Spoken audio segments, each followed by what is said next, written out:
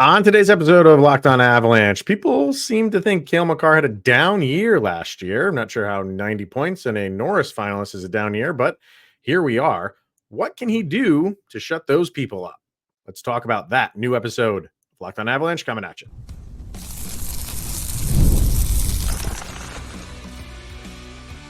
Your Locked On Avalanche, your daily podcast on the Colorado Avalanche.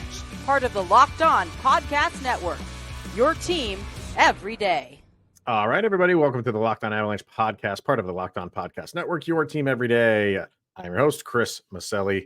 With me, as always, Mr.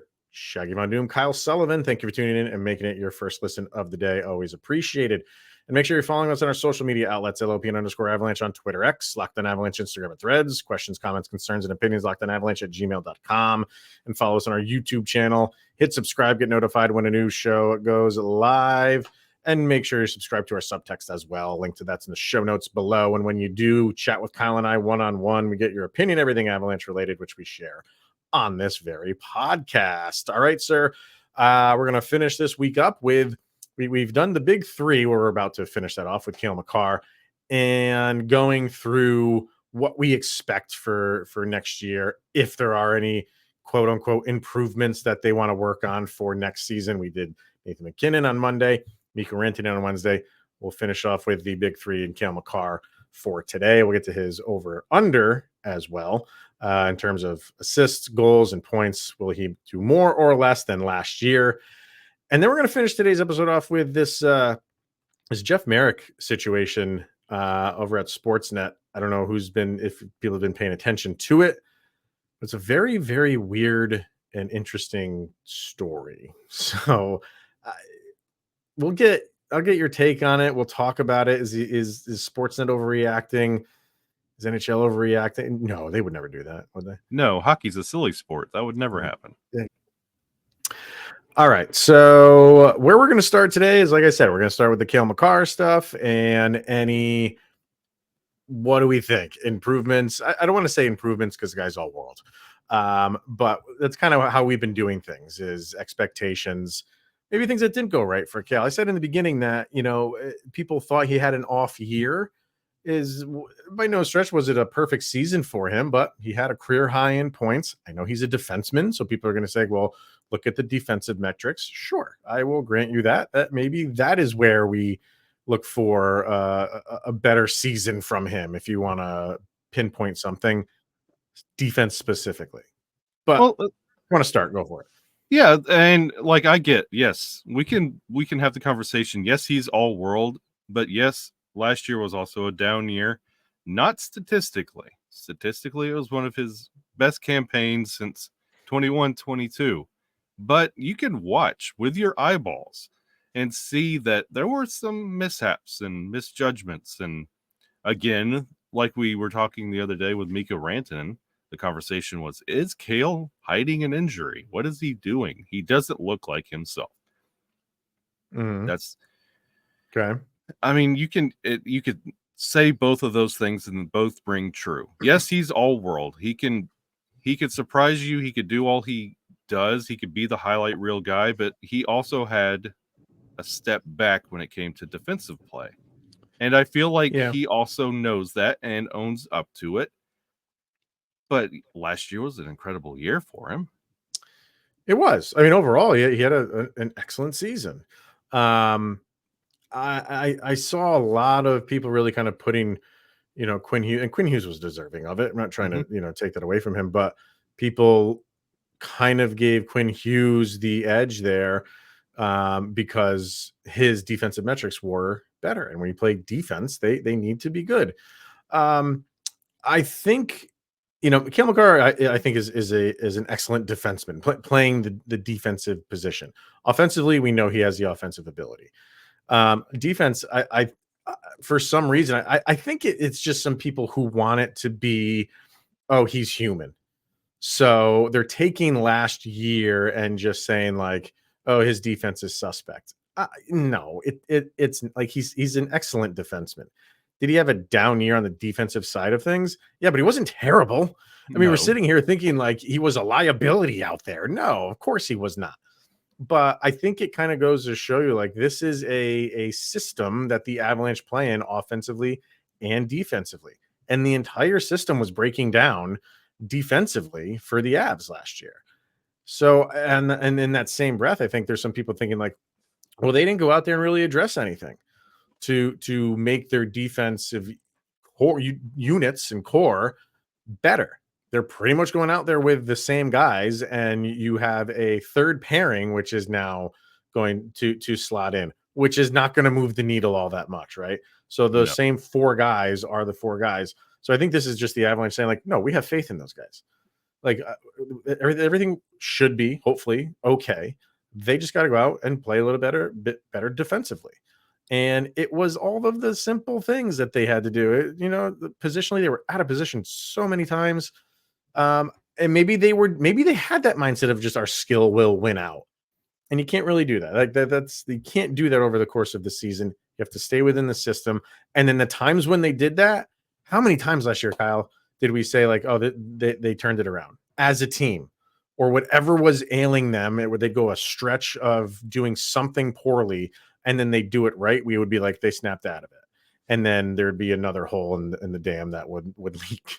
So I think defensively, I think he's just going to go off this year on everything. On offensive numbers, I think he'll have a career high. We'll get to that. Defensively, I think he's going to remind people like, oh, don't forget about my defensive side of things. And I don't know if that's because of, I don't think it's going to be because of people are questioning his defensive ability. I think it's just because he looks at himself and says, I need to be a little bit better defensively. And I can be. I've proven that I can be. But I don't need to have listened to other people chat about it for me to up my game. I'm just going to do it because I put the emphasis on myself to do that. And I think, honestly, with all three names that we talked about this week, with Nathan McKinnon, Mikko Rantanen, and Cale Makar, I think all three of them had moments where they learned from what you can actually do and get away with. And all three of these guys hoisted that cup in 2022. So they know what works. And since then, they're trying to figure out what works to get back to the promised land. Mm-hmm. And you saw Cale Makar, I think a lot of the mishaps and being out of position and just making weird passes that just shouldn't be. I think he's going to learn from this and learn how to slow it down just a touch to still maintain that speed and break out. And you saw a lot of forced passes from him and just giving up the puck that he doesn't do and just being in the wrong spot and he just doesn't do. And I feel like it's those games of balancing, he could provide points, and we'll get to that. He could provide goals and assists, but also compensating for the defensive side, your position, play defense. Like, I feel like he really toyed with what he can get away with on both sides. And next year, I feel like he's going to come out with a really good, battle-tested is a good word for, honestly, all three, especially Cale Makar with the quote-unquote down year, a battle-tested game plan for how to handle these situations and knowing who's behind you and what's expected of you and what will make this team elevate, not just your play, but your forwards as well. You said it before we hit record. This is going into his 6th season already. Yeah, I know. So, those first 5 years for anybody is a learning experience. He's come out on the right side of things so many times. And maybe it's so weird, like thinking of last year as his quote unquote down year. I don't think it was, but like I said, a lot of people are claiming that's a down year. But your first 5 years in the league, you learn so much. And he's done what he's done while still learning. We say it all the time, like we haven't seen the best of Cale Makar. I think you're going into the point of his career where you're going to start seeing the next level Cale Makar. And that's a scary, scary thing for everybody else that doesn't wear an Avalanche jersey. So you're getting into the third of his career is pretty much already done. So you're getting into that middle third, which is where guys start just owning the league. And this guy already has. So he's a step above everybody. And I think you're just going to see that. incredibly take off to another level next year. What I would like to see, we kind of alluded to this a couple weeks ago, is his time on ice go down a little bit. Absolutely. Few minutes here. And I don't know if that means taking him out of the penalty kill. But he's a good penalty killer. But can you replace him somewhere? I mean, if that involves getting his ice time down a little bit, why not? And I also would like to see him. He has an edge to him. If you tick him off, like, he will let you know. Mm-hmm. And excuse me, the Avs clearly need that on either side of the ice, offensively or defensively. They definitely need it defensively. He's not going to be the guy that's going to go, throw fists or anything like that. And the Avalanche really don't do that as a whole anymore. But that doesn't mean they don't play with an edge and have guys that will stand you up if they need to. He will absolutely do that. I know you're risking injury when you play that style a little bit more, and they cannot afford to lose him for any long amount of time. But when he gets angry, people don't like him when he's angry because he will level a hit that makes you stand up and go, oh, there's that another aspect of his defensive game. I would like to see him play with that a little bit more than he has over the last year. See, I agree with you there to a point, but Cale Makar, going into his 6th year, still hasn't put together 82 games yet. He has not. I get it's in his tool bag and he can provide that. But if we're going to monitor your minutes and try and be smart and try and get 82 games out of Cale Makar to make last year look laughable when it comes to the end of the year stats, I know you could provide that, but also look behind you. You have taller defensemen that could provide that. And that's all they can provide. You can provide so much more than that. Just do what you're asked to do and let the guys behind you, like Manson, let him be shouldering people and putting them in the boards and lose their temper, because we need you on the ice. You do. It's a fine line because, like I said, you don't want to separate a shoulder or something like that, or whatever the injury may be. But you also can't just let guys just skate around out there. And I mean, if you're having good positioning and stuff like that, that's one thing. But if guys know that they're not going to get hit, they play a different way too. So you have to have some sort of a mean streak in you, which he has. And I just wonder if the Avs just, are cautious about letting him play that style more than he wants to. In college, he was a terror. An absolute terror. He would throw his body around with reckless abandon, did not care. And I think when you're getting to the NHL level and be like, okay, you are, you're an asset to us, you're a commodity. Maybe you can't do that as much. And he's maybe smartened up about it, but because he only does it when you can tell like he's angry, like things are not going, not that they're not going his way, but maybe somebody got the best amount of play, and then he'll just level somebody. And I'm not saying do that all the time. But and if it's lined up, he's not afraid he won't peel off of it. No, it's just kind of in his blood to do that every once in a while. So, all right, let's get to the overs and unders and points, goals and assists. What do we think this year compared to last year for Cale Makar? We'll do that next. But first, we're going to hear from eBay Motors. It's passion, drive, and patience. The formula for winning championships is also what keeps your ride or die alive. And eBay Motors has everything you need to maintain your vehicle and level it up to peak performance: superchargers, roof racks, exhaust kits, LED headlights, and more. Whether you're into speed, power, style, which is called, what do we call that thing? The Nathan McKinnon Trilogy. There it is. eBay Motors has you covered. With over 122 million parts for your number one ride or die, you'll always find exactly what you're looking for. And with eBay Guaranteed Fit, your part is guaranteed to fit your ride every time or your money back. Because with eBay Motors, you're burning rubber and not cash. With all the parts you need at the prices you want, it's easy to make your car the MVP and bring home the win. So keep your ride or die alive at ebaymotors.com. Eligible items only. Exclusions apply. And eBay Guaranteed Fit is only available to U.S. customers. All right, getting back to the all-world Cale Makar, his overs and unders we're going to do. I got Vargar has a message on him too, which I'll get to in a second. But Yeah, let's get to his over and under from last year and to this year. Like I said, 77 games played. That's tied for the most that he's ever played, which was in 21-22. He had 21 goals, 69 assists for 90 points, which is a career high in points. The goals were not. 21 goals was second to when he had 28 in 21-22. The assists were. He had 11 more assists. He had 58 in 21-22, and he had 69 this past year. Let's start with the goals. 21 goals, more or less.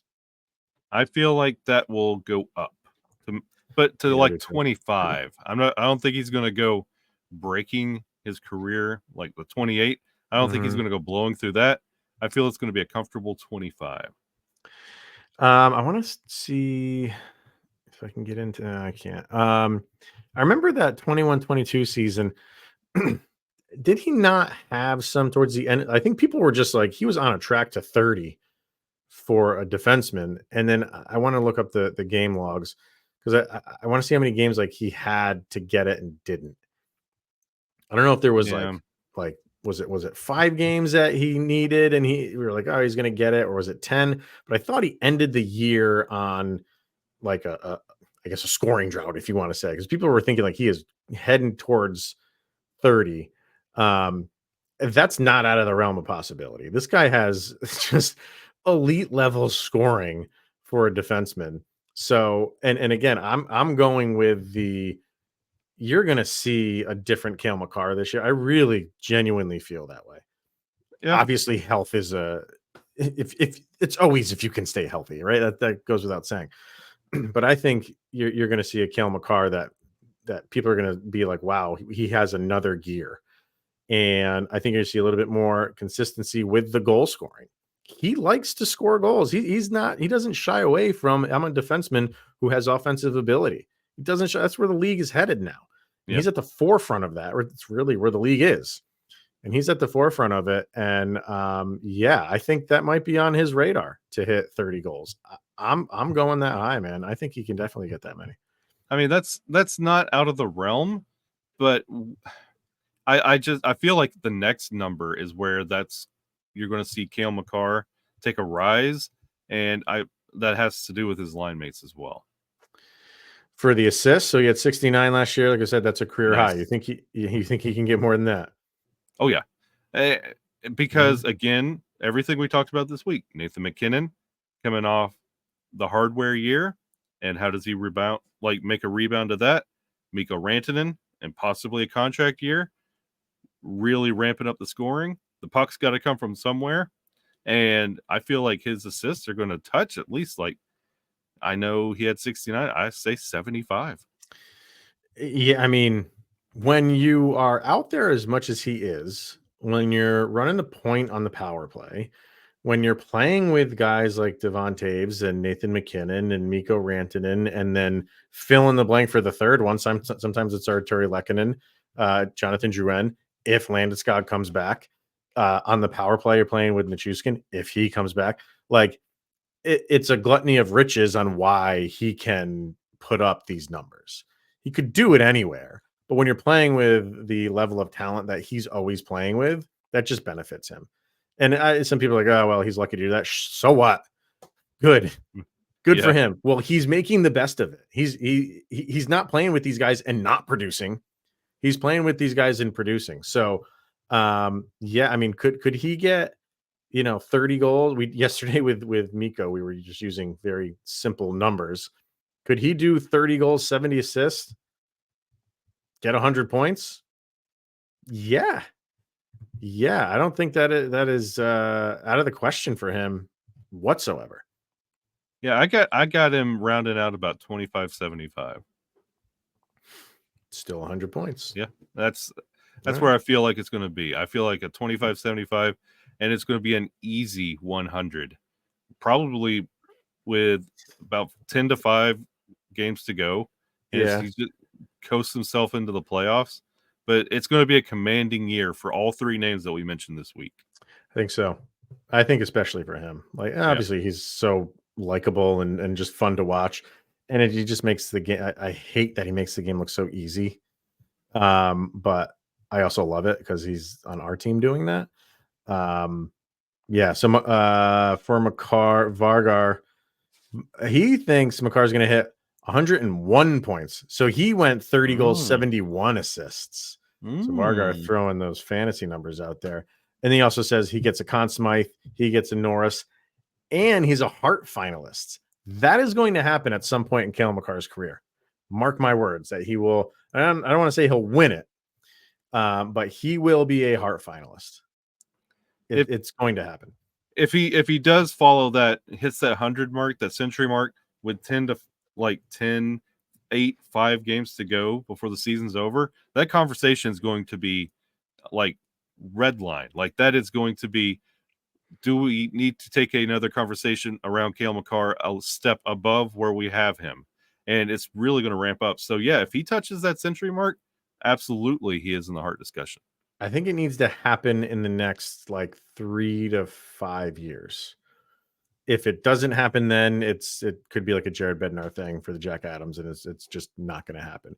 But I really wish we'd get more defensemen and even goalies in the mix for the Hart, because it's just going the way of like MVP and quarterbacks for the NFL. It's just going to the forwards, which I get, but there's other positions on the ice as well, and some defenders have had incredible careers, or not careers, yes, careers, but seasons, and they're not involved in the Hart, which I just think is give him more love.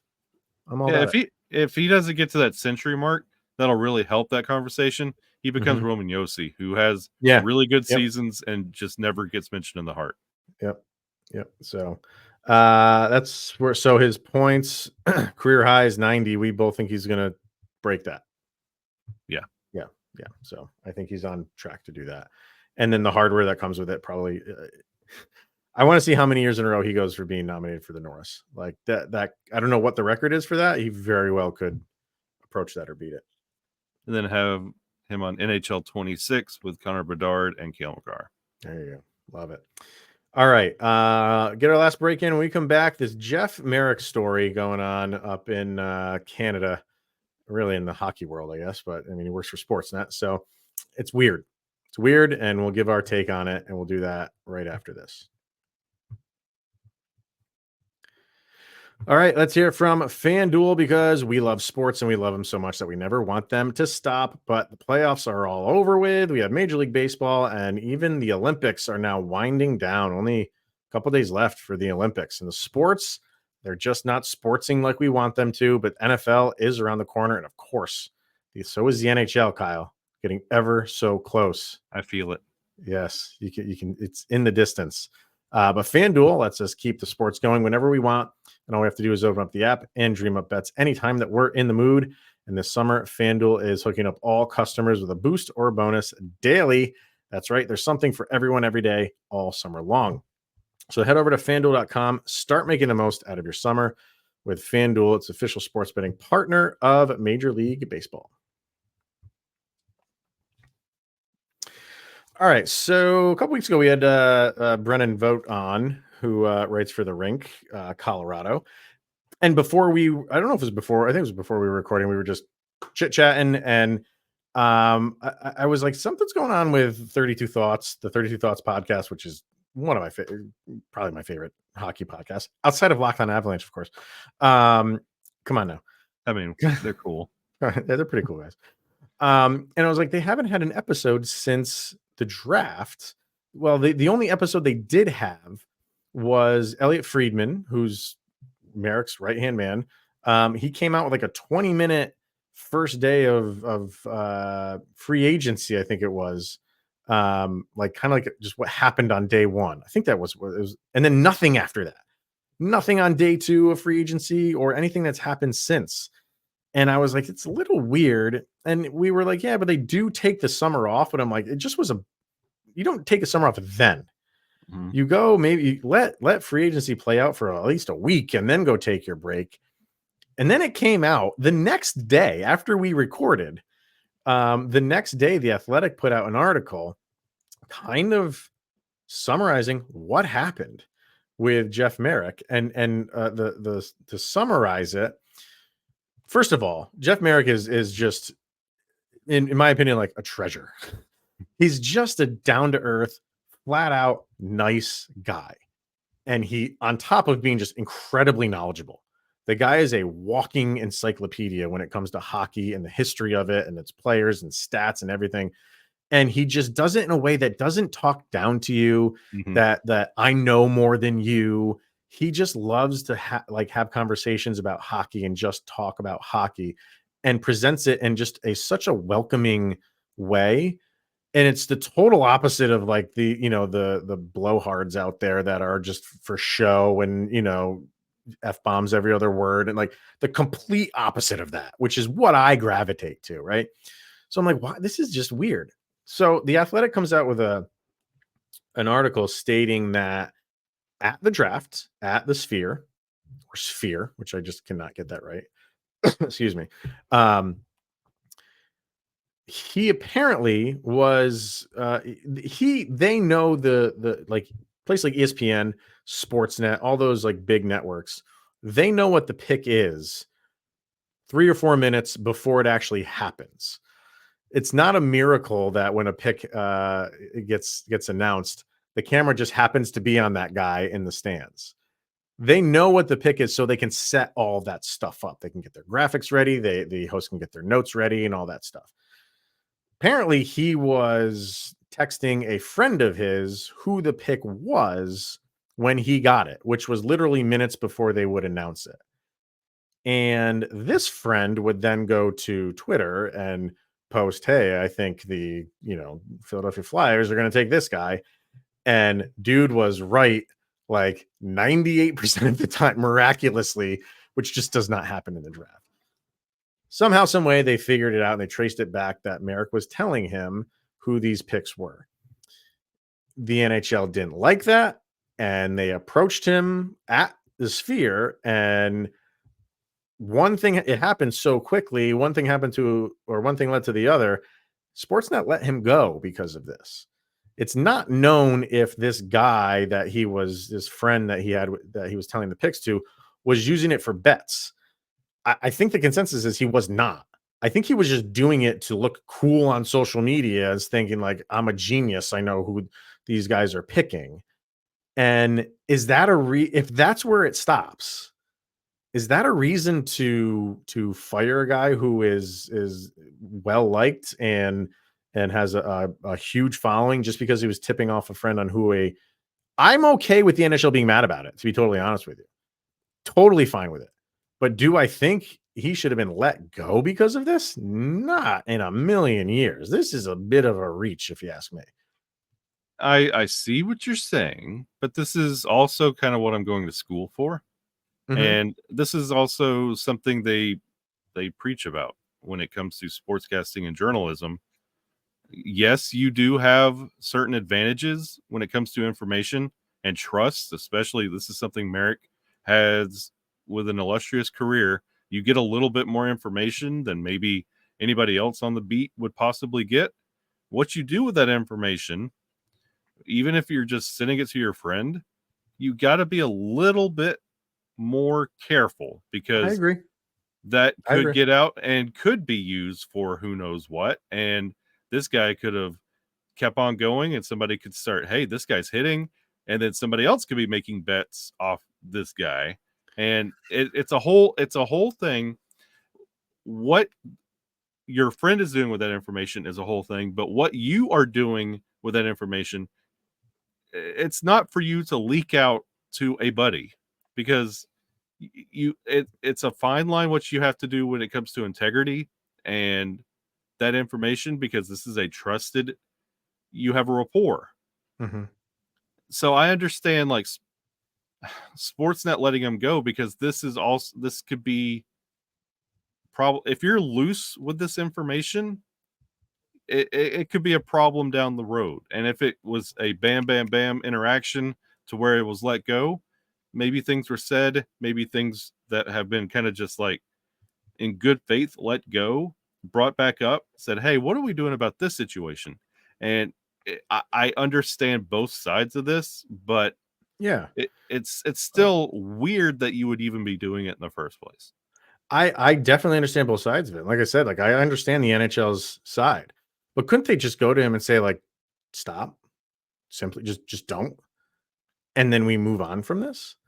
Like like Sportsnet, I think got because they have a large stake in the NHL, huge.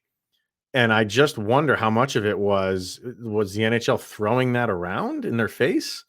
Like, hey, if you either don't get rid of him, like, come contract time, we're going to take that into account because that is their cash cow. If that's the case, then I mean, Sportsnet has a decision to make. Clearly, they made it, but I just feel like you're getting this. Like I said, you're getting this information minutes before it happened. So if you're texting your friend, he's getting that takes some time to receive that text message. He's got to go to Twitter, post it. If someone's getting a bet in based on because this guy's hitting on everything, if someone's getting a bet on and that quick, that's happening at the speed of light. I don't know. And like I said, I haven't heard anything that there is gambling involved here. I think it's just the NHL didn't like that he was tipping the picks off, which I completely understand. But at the same time, is it a fireable offense? No, I think you just bring him into the principal's office, say, stop doing that, and just stop doing it. Well, it also, you got to look on the NHL side. This was coming off the heels, not when the Seattle Kraken came into the league, and Frank Saravelli literally telling every pick that the Kraken were going to go after to a T. And then ever since then, you remember before the draft got started, where or it was last year when that tweet went out of ESPN practicing their run through. Oh, yeah, and there yeah, was yeah. the board, and There everybody's was like, "Oh, the draft's fixed already." You already see. Yeah. And when they do the lottery, you're like, "Oh, see, this is already fixed. They have this on the board. Why are Right. we watching this?" This is every year. And then you have this come out when you have that advanced information, and then the NHL's like, "Hey, we're trying our best to be a transparent and honest league with how we handle the draft.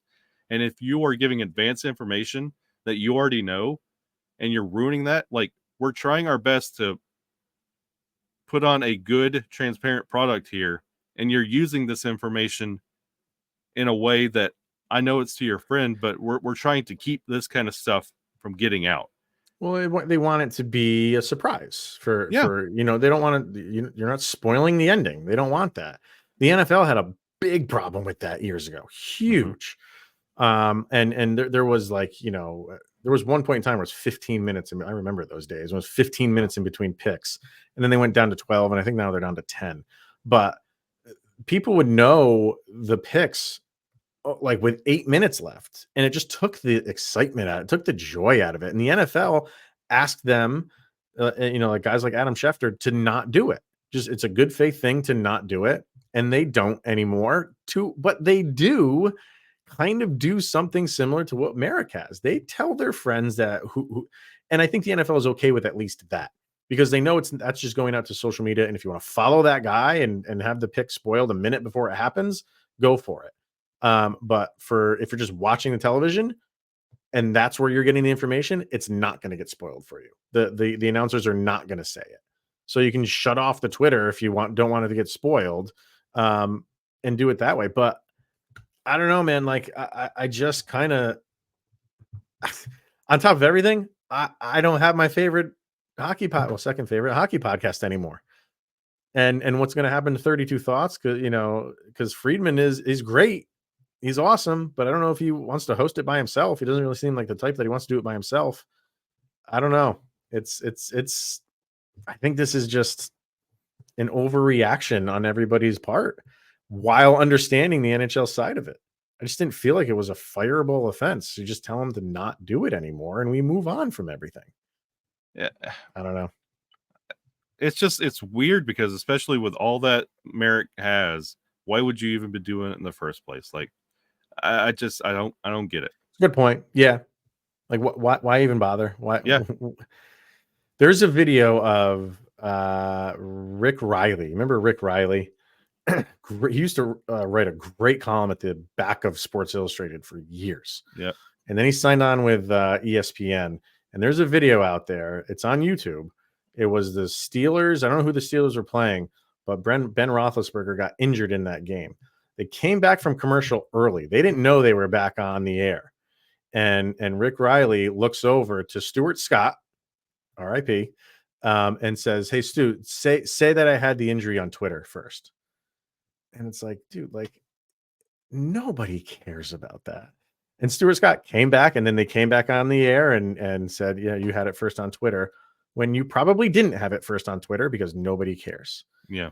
So again, it's like you're saying, like, what is the point in doing all that? It's for Merrick wasn't putting those picks out. It was the friend. So why are you gonna get involved in that and risk this, knowing that it could be if the NHL is going to get mad about it, or maybe Merrick just didn't think the NHL would get that mad about it, or he'd lose his job. Crazy. I'd say do your job, Crazy. Merrick, and worry about your friends after the draft. Yeah, I know. Just gonna miss the guy. So, well, I say miss the guy. He's gonna land somewhere. Let's get real. The guy's one of the best in the business. He's gonna be somewhere. We'll see where it is. All right. Well, that is going to wrap it up for today, everybody. So, and for this week. So thank you for tuning in and making it your first listen of the day. Another week in the books and another week closer to a new hockey season. So that will wrap it up for Mr. Shaggy Von Doom, Kyle Sullivan. I am Chris Maselli. This is the Locked On Avalanche podcast. Enjoy your weekend, and we'll see you guys on Monday.